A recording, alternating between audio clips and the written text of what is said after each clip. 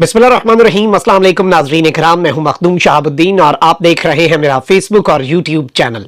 उम्मीद करता हूं आप सब लोग बखैर वाफियत होंगे और जहां भी होंगे अपने अहले खाना समेत खुश भी होंगे और महफूज भी। नाज़रीन इकराम, रात गए तबले जंग बज चुका है। परवेज इलाही को उठाने वालों को अपनी पड़ गई है और परवेज इलाही को उठाने वालों की शामत आने जा रही है। लाहौर हाई कोर्ट के जजेस लंका ढाने के लिए तैयार बैठे हैं। अंदर खाते जुडिशरी उसमें क्या पक रहा है और ये जो कुछ भी पक रहा है, क्या ये कोई लावा है जो किसी भी लम्हे फूट सकता है, या फिर ये बिल्कुल एक आप कह लें कि मौके की तलाश है। इस वक्त बिल्कुल सूरत हाल में आपको ये बता सकता हूं कि मेक और ब्रेक मोमेंट पर है और इसी हवाले से एक बहुत बड़ा दावा सामने आया है। और आइंदा जो कल से नया हफ्ता शुरू हो रहा है, वर्किंग वीक जो शुरू हो रही है, इसमें आप कुछ बहुत बड़े सरप्राइजेस देखेंगे। और क्योंकि ये बात कही गई परवेज इलाही वाले मामले के अंदर कि सिस्टम ने रिएक्ट किया है, सिस्टम ने जवाब दिया है जुडिशरी को, सिस्टम ने जवाब दिया है पाकिस्तान की अदलिया को।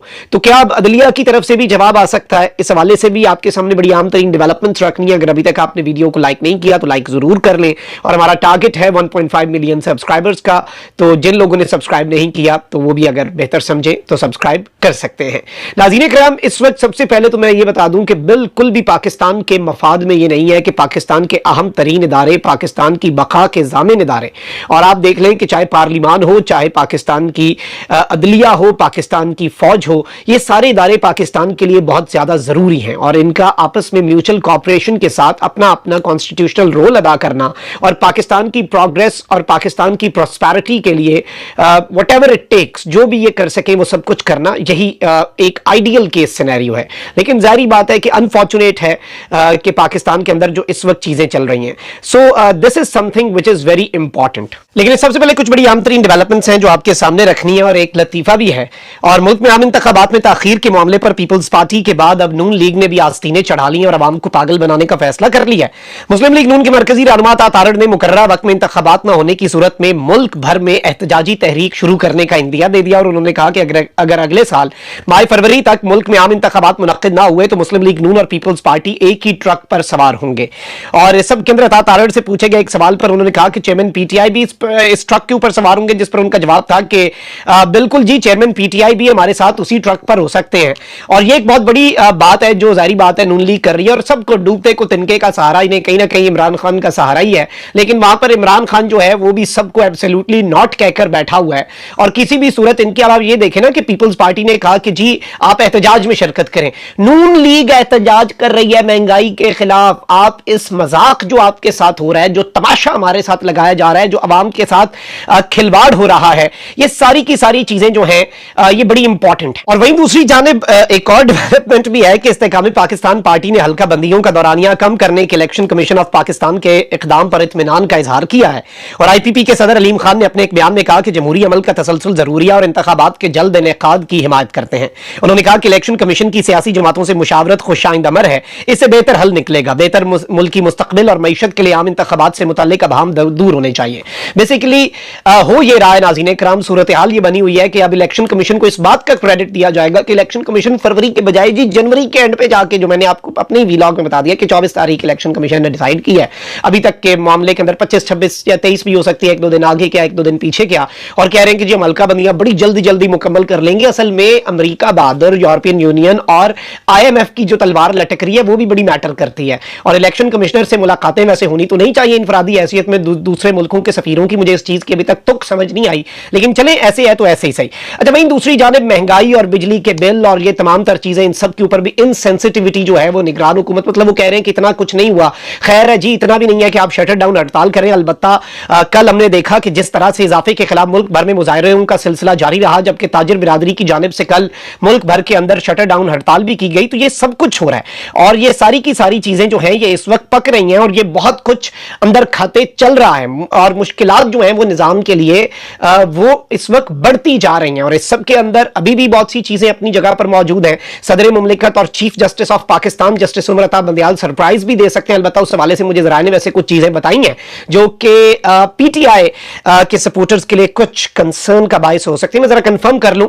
और कुछ मैनेज करने की बातें भी हो रही हैं और कुछ पैगाम कम्युनिकेट किए जाने की बातें भी हो रही हैं और ये सब कुछ भी बैकड्रॉप पे चल रहा है। लेकिन इस वक्त एक चीज बड़ी वाज़ेह है कि it's not just about Arif Alvi चले जाएंगे, सादिक संजरानी साहब आ जाएंगे, निगरान या कायम मकाम सदर, chief justice of Pakistan justice Umar Bandial चले जाएंगे, पीछे फायजी साहब आ जाएंगे। लेकिन क्या मामला यहीं पर रुकेगा?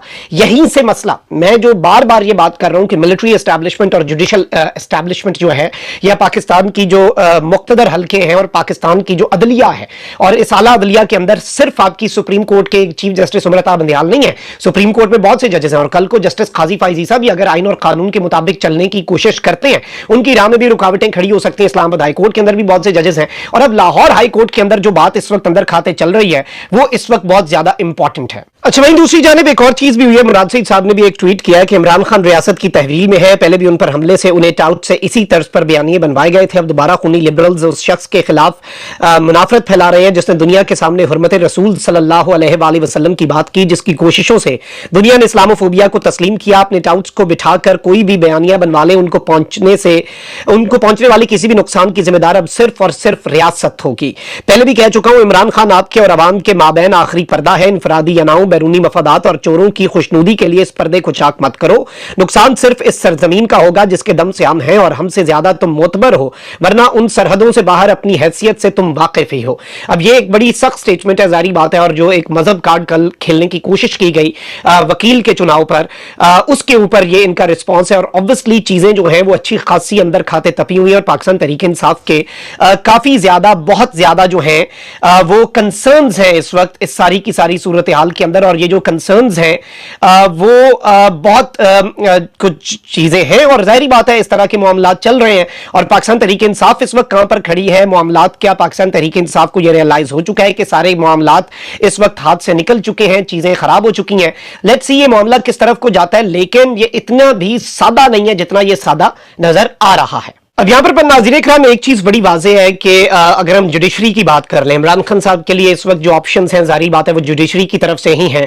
और chief justice of Pakistan justice Umar Bandial के एंड पर भी बहुत कुछ है, उनके पास भी इस वक्त हाथ में बहुत सी चीजें हैं, और वो जाते जाते कुछ बहुत बड़ा सरप्राइज दे सकते हैं। और जारी बात है it might not just end with the retirement of chief justice of Pakistan justice Umar Bandial, it will go further. और जस्टिस काजी फायजी साहब, मैं समझता हूं कोई भी जज जस्टिस काजी फायजी साहब से कोई ना, नो हार्श फीलिंग्स, नो कोई बहुत ज्यादा सुपरफिशियल किस्म की एक्सपेक्टेशंस, वो आइन और कानून के मुताबिक काम करें, पूरी कौम उन्हें सलाम करेगी। लेकिन किसी भी जज के लिए इस तरह के मामलात के अंदर इस तरह से सहूलतकारी या फिर इस तरह के मामलात, क्योंकि लेगेसी भी तो कोई छोड़नी है ना, मतलब कोई जज ये तो नहीं चाहेगा कि वो आइन से इनराफ करके डेमोक्रेटिक प्रोसेस जो है उसे रोक के एक केयर टेकर सेटअप को प्रोलॉन्ग करने की लेगेसी छोड़ के जाए।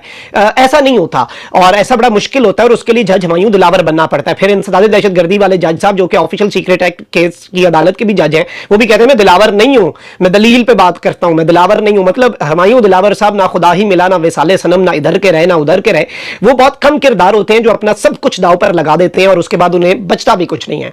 और उसमें सजा भी तो मुअत्तल होगी ना, 12 दिन खान को अंदर रखने के लिए, अपनी पूरी जिंदगी के लिए वो एक सितारा बन गए। मतलब ही has become an example right now, और it's not a good example, क्योंकि जो जज साहब ने भी आज दी, मैं तो जज साहब की जुबान में बात कर रहा हूं ना, तो जज साहब ने भी जो आज दी है, तो इस सब के अंदर ये सारी की सारी चीजें जो हैं वो बड़ी इंपॉर्टेंट हैं। अब जो चौधरी परवेज इलाही साहब वाला मामला है, उसे बहुत से लोग जो है वो लाइटली भी ले रहे हैं, बहुत से लोग उसे सीरियसली भी ले रहे हैं। लेकिन शायद आपने नोटिस किया हो कि पिछले 2 दिन से मैं इस मामले को ज्यादा अहमियत दे रहा हूं, और मैं बता रहा हूं कि इस मामले की सीरियसनेस बहुत ज्यादा है। एक तो चौधरी परवेज इलाही साहब का जो अरेस्ट है, उससे एक बड़ा क्लियर मैसेज जो है वो कम्युनिकेट किया गया क्रॉस द बोर्ड भी, और chief justice of Pakistan justice Umar Bandial को भी। उन्हें पहले भी इस तरह का एक मैसेज कम्युनिकेट किया गया था कि आपने अगर मजामत करनी है, और ये नून लीग से वाबस्ता साफी जो कि अपने आप को ताकतवरों के भी आजकल तर्जुमान नून लीग के कुर्ब की वजह से समझते हैं और डिक्लेयर करते हैं, उन्होंने कहा कि चीफ जस्टिस को जी ये मैसेज कम्युनिकेट हो गया है कि खान को अगर आपने निकालने के लिए हमारे साथ मजामत की, हमारे साथ तो आपका फड्डा है ही है, और आप हमारे साथ